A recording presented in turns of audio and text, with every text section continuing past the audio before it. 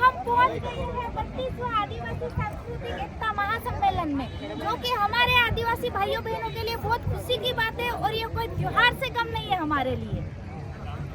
होली है कि नहीं? है। महुआ है कि नहीं? है। शीशम है कि नहीं? है। ऊंबा है कि नहीं? है। काटा कुंबा है कि नहीं? है। अपने बच्चे क्या खाते हैं? एप्पल नहीं खाना चाहिए, होता भी नहीं है, नहीं खाना चाहिए। तो अभी सुनो, इस साल से नया सत्र चालू हो रहा है, बाल सत्र, यानी बच्चे हमारे मूल बीज आंगनवाड़ी में नहीं चाहिए, जंगलों में, ठीक है। तो उसका इनॉग्रेशन करने के लिए हमारे एशिया के जितने भी सारे आदिवासी हैं, उनका रिप्रेजेंटेटिव करती है हनी मोगानी। वो ईरान की आदिवासी महिला है, वो हमारे यहाँ मेहमान के तौर पे आई है। उनसे हम इनॉग्रेशन करवाने वाले हैं। तो थोड़ा सा म्यूजिक अभी नहीं बजाएंगे, पर वो जो आती है तब बजाएंगे, पर जब अब भी बजाएंगे और तब भी बजाएंगे।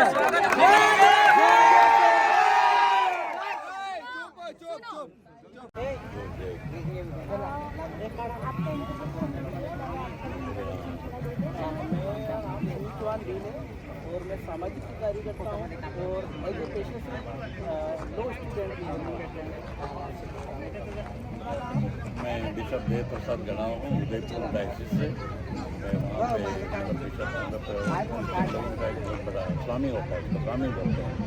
वहाँ पैरों पर मैं आदिवासी हूँ, आदिवासी भील हूँ, पक्का भील हूँ, हम दोनों पक्के भील हैं। इसलिए हम इतनी दूर से आए, 7 घंटे का सफ़र करके हम गाड़ी लेके आए हैं यहाँ पे।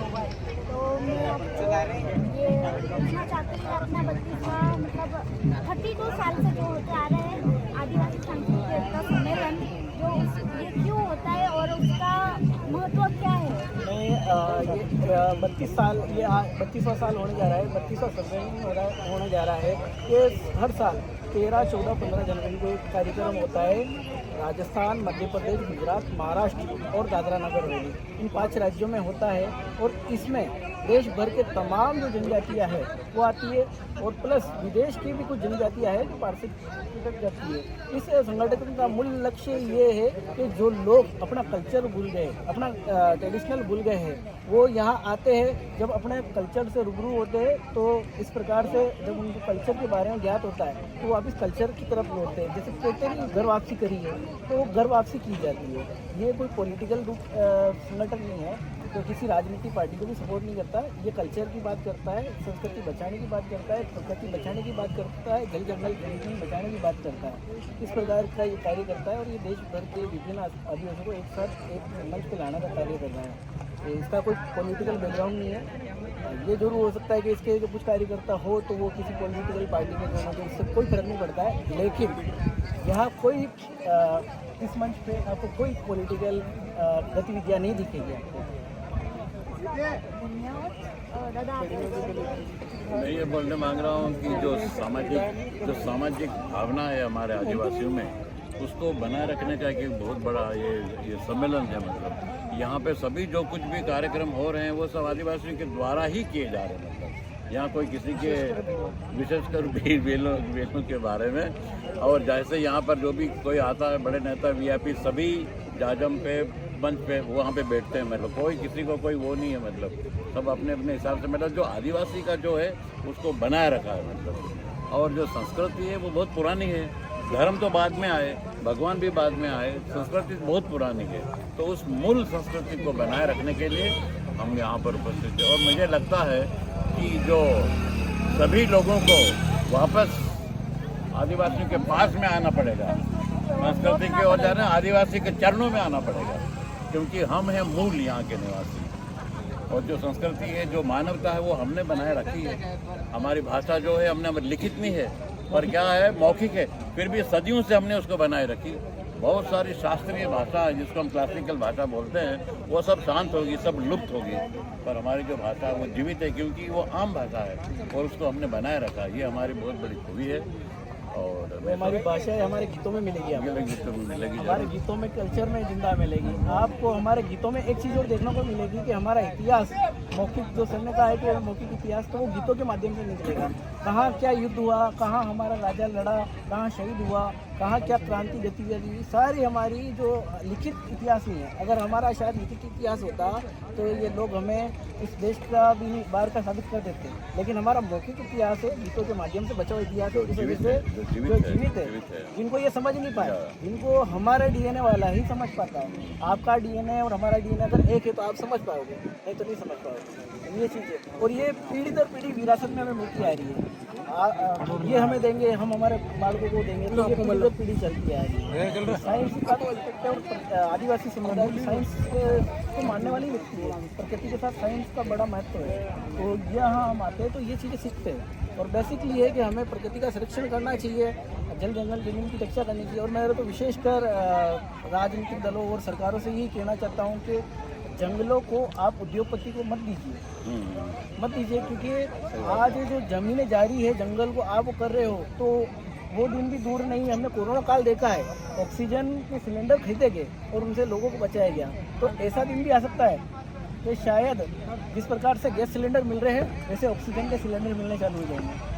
तो ये बहुत बड़ा इंपॉर्टेंट पार्ट है, क्योंकि बिना प्रकृति के कोई जीवित नहीं रह सकता, चाहे पशु हो, चाहे पक्षी हो, चाहे जीव जंतु हो, चाहे वो सवर्ण हो, चाहे वो दलित हो, चाहे वो आदिवासी हो, चाहे माइनॉरिटी हो, कोई जीवित नहीं रह सकता है। तो इसीलिए मैं कहना चाहता हूँ प्रकृति की आप संरक्षण करो, प्रकृति की रक्षा करो। धन्यवाद दादा, बहुत अच्छी इन्फॉर्मेशन दी। मेरी जो सब्सक्राइबर्स है वो भी देखेंगे, और ये जो आपने दिया है वो समझने और सोचने में जो है वो बहुत इम्पोर्टेंट है। बहुत सारा धन्यवाद। आदिवासी सम्मेलन मतलब ये 32 सालों से होते आ रहा है, और ये क्यों होता है, किस लिए सांस्कृतिक एकता महासम्मेलन है, तो इसके बारे में थोड़ा आप महत्व और क्या उद्देश्य है वो थोड़ा आप समझाइए। देखिए, आदि अनादिकाल से दुनिया की जब से उत्पत्ति हुई तब से, और प्रकृति से थोड़ा व्यक्ति दूर जाता है तो अपनी संस्कृति का निर्माण करता है।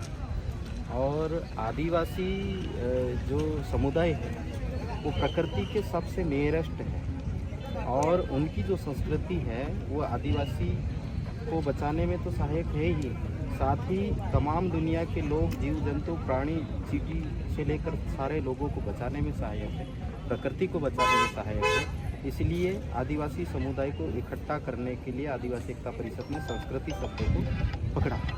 और जब पहला सम्मेलन हुआ था 1992 में, तब 300 से 400 लोग इकट्ठे हुए थे, और अब ये 32 साल के सफ़र में अब लाखों लोग यहाँ पर इकट्ठे होते हैं। सिर्फ देश ही नहीं, अब दुनिया के लोग भी यहाँ पर आ रहे हैं। और आदिवासी समुदाय, क्योंकि उसका जो दर्शन है वो अध्यात्म है, वो ऐसा है कि जितना उसको ज़रूरत है उतना लेता है, और बाकी आने वाली पीढ़ी के लिए सुरक्षित रखता है। तो धीरे धीरे सिर्फ आदिवासी समझ रहे हैं इस चीज़ का और इकट्ठे हैं, ऐसा नहीं, गैर आदिवासी लोग भी इसको समझ रहे हैं और धीरे धीरे इस चीज़ को मदद कर रहे हैं। हम बात करते हैं जल, जंगल, ज़मीन, खनिज संसाधन, इसको बचाने की बात करते हैं, तो दुनिया के लोग हमको नाना प्रकार के संबोधन देके क्रिटिसाइज करने का प्रयास करते हैं, लेकिन वो भूल रहे हैं कि ये जो लड़ाई है सिर्फ आदिवासियों की है, ऐसा नहीं है। जब जल, जंगल, ज़मीन यदि ख़त्म होगा तो सबसे पहले वो ख़त्म होने वाला है, उसके बाद आदिवासियों की बारी आने वाली है। तो सबसे पहले सतर्क उन लोगों को होने वाला है। तो हम आपके माध्यम से कहना चाहते हैं कि इस विचारधारा को, इस आइडियोलॉजी को दुनिया के तमाम लोग समझें, और दुनिया को बचाने के इस बड़े मूवमेंट में सब लोग शरीक हो। 13, 14, 15 जनवरी ये 3 दिन का कार्यक्रम है। जो लोग पहुंच चुके हैं उनका साधुवाद, धन्यवाद, स्वागत है, और जो नहीं पहुंचे उनसे आह्वान करते हैं कि जल्दी से जल्दी इस कार्यक्रम में उपस्थित हो। धन्यवाद दादा, आपके इंटरव्यू ने हमारे सब्सक्राइब तंत्र संरक्षण अनवरत यात्रा लेके आज हम महासम्मेलन स्थल 32वां आदिवासी सांस्कृतिक एकता महासम्मेलन के स्थल पे पहुंच चुके हैं, जो 13, 14, 15 जनवरी को संपन्न होगा। तो सभी साथियों का स्वागत है, अभिनंदन है। जय जोहर का नारा है, भारत देश हमारा है। जय जोहर का नारा है, भारत देश हमारा है। संविधान की रक्षा कौन करेगा? हम करेंगे, हम करेंगे। संविधान की रक्षा कौन करेगा? हम करेंगे, हम करेंगे। भारत देश की रक्षा कौन कौन करेगा? हम करेंगे। संस्कृति की रक्षा कौन करेगा? हम करेंगे। धन्यवाद। आदिवासी एकता जिंदाबाद जिंदाबाद। आदिवासी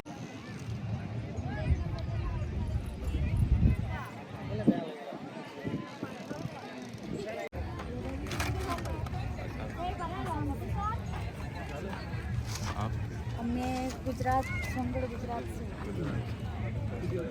आप आसाम से आए हो? कब से आए आप? हमारे 8 तारीख से होने का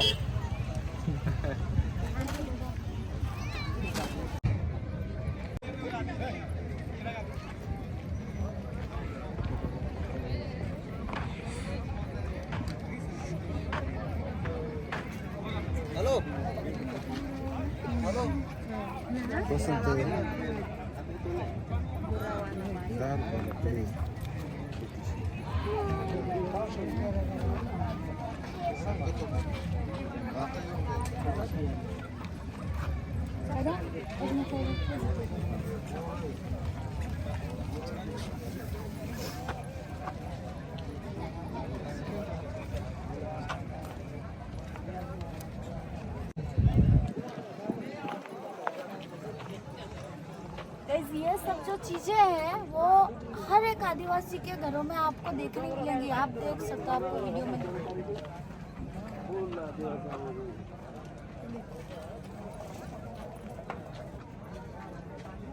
ये है नेट, इससे मछली पकड़ी जाती है। बहुत सारा तो नहीं पता पर कुछ पता है। और ये है, इससे पहले लोग जो अपना अभी जाके मिल में राइस वो निकाल के लाते हो, वो पहले इससे निकालते थे लोग। और जो अपना क्या बोलते हो, हाँ मुच्छल, ये मुच्छल है, इसमें धान भी निकालते थे। और चटनी वो कुछ भी करना रहता था उसमें पहले लोग इसी में करते थे। और दौड़ा है ना, पावरी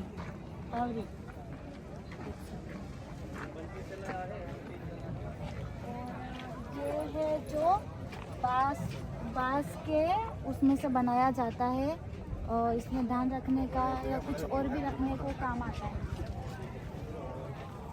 ये है पावरी, ये सब आपको पहचान ये दिखा दो सब नाच। ये है महुआ ये महुआ है महुआ। और ये मकई है, ये छोली है, ये राइस भात है, ये मसूर है, ये अड़ीद है। और वो आई थिंक नागली है, मुझे नहीं पता पर वो आई थिंक वो नागली है। नागली है ना। और ये कौड़ा कोड़ू, और ये दौड़ा है।